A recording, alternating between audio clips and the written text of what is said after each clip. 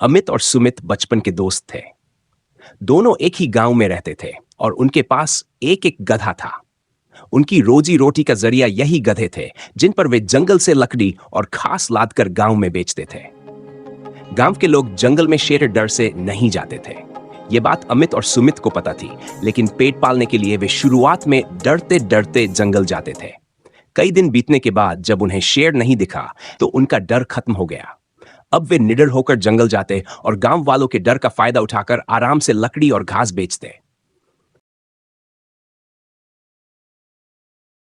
एक दिन अमित की मां ने उससे कहा, बेटा, ये काम मत किया कर। जंगल में शेर है। अगर किसी दिन शेर से सामना हो गया तो क्या होगा? मुझे तेरी चिंता होती है। अमित ने हंसते हुए जवाब दिया, माँ, चिंता मत करो। एक दिन देखना, मैं उसी शेर की सवारी करूंगा और उसकी पीठ पर लकड़ी लादकर गांव लाऊंगा। उसकी मां ने उसकी बात को मजाक में लिया और कहा, अच्छा, अब ये सब छोड़ और खाना खा ले। उधर सुमित की मां भी उसे समझाने की कोशिश करती। वह कहती, बेटा, किसी दिन तुम्हारे साथ कुछ गलत हो जाएगा। शेर से दूर रहो। लेकिन सुमित भी अमित की तरह उसकी बात को अनसुना कर देता। दोनों दोस्तों ने एक दूसरे से अपनी मां की बातें साझा की और हंसी मजाक में उड़ा दी। एक दिन जंगल जाते समय अमित ने सुमित से कहा, यार, सोच अगर हम शेर की सवारी करते हुए गांव जाएं तो कितना मजा आएगा। लोग हमसे डरेंगे और हमारी लकड़ी की कीमत कोई नहीं घटाएगा। सुमित ने कहा, बात तो सही है, लेकिन शेर की सवारी कैसे करेंगे? वह हमें देखते ही खा जाएगा। अमित ने उत्साह से कहा, मेरे पास एक तरकीब है, बस तुम्हें इतना पता करना है कि शेर कहाँ मिलता है।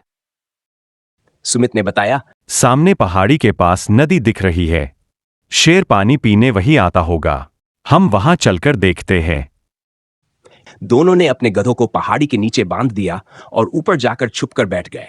कुछ देर बाद शेर नदी पर पानी पीने आया। दोनों ने उसे चुपचाप देखा। उसके पीछे पीछे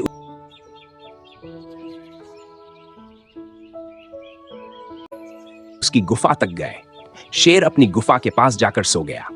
अमित ने कहा, यही मौका है, हमें इसकी सवारी करनी चाहिए। सुमित घबराया और कहा, तू मरवाएगा क्या? भाग यहां से। अमित ने उसे शांत रहने को कहा और एक योजना बनाई। दोनों गुफा के पास बैठकर जोर जोर से बातें करने लगे। अमित ने कहा, अब 2 शेरों से काम नहीं चलेगा, हमें तीसरा शेर चाहिए। सुमित ने उसका साथ देते हुए कहा, हाँ, मैंने सुना है इस जंगल में एक और शेर है, लेकिन वह दिखता नहीं।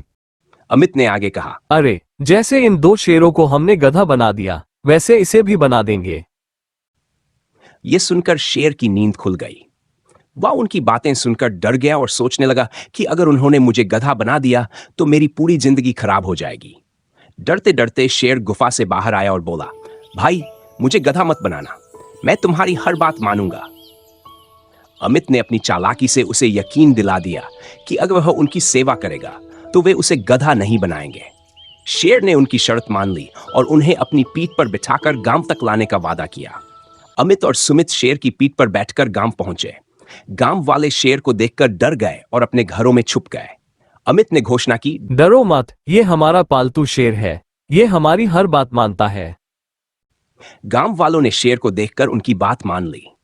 अमित ने कहा, अब लकड़ी के दाम चौगुने होंगे, जिसे चाहिए वह ले ले, नहीं तो खुद जंगल जाकर लकड़ी काट ले। गांव वाले डर के मारे चौगुने दाम पर लकड़ी खरीदने लगे। धीरे धीरे जंगल में शेर की बदनामी होने लगी। दूसरे जानवर उसका मजाक उड़ाने लगे। दुखी शेर ने अपने दोस्त सियार से मदद मांगी। सियार ने छुपकर अमित और सुमित की चालाकी का पता लगाया। वह शेर को सच बताने के लिए गधों के पास ले गया। गधों ने कहा, हम जन्म से गधे हैं, ये दोनों तुम्हें बेवकूफ बना रहे हैं। शेर ने सच्चाई जानने के बाद अमित और सुमित को सबक सिखाने का निश्चय किया। उसने दोनों को पीठ पर बिठाया और रास्ते में कहा, अब मुझे डर नहीं है, मैं आज तुम्हें खा जाऊंगा। दोनों डरकर माफी मांगने लगे। गधों ने शेर से विनती की कि उन्हें माफ कर दे। शेर ने गधों की बात मानकर उन्हें छोड़ दिया, लेकिन चेतावनी दी कि अगर वे दोबारा जंगल में दिखे तो वह उन्हें नहीं छोड़ेगा। अमित और सुमित डरकर गांव लौट आए और कभी भी जंगल की ओर नहीं गए। उनकी चालाकी का अंत हो गया और शेर ने फिर से अपनी गरिमा वापस पाई।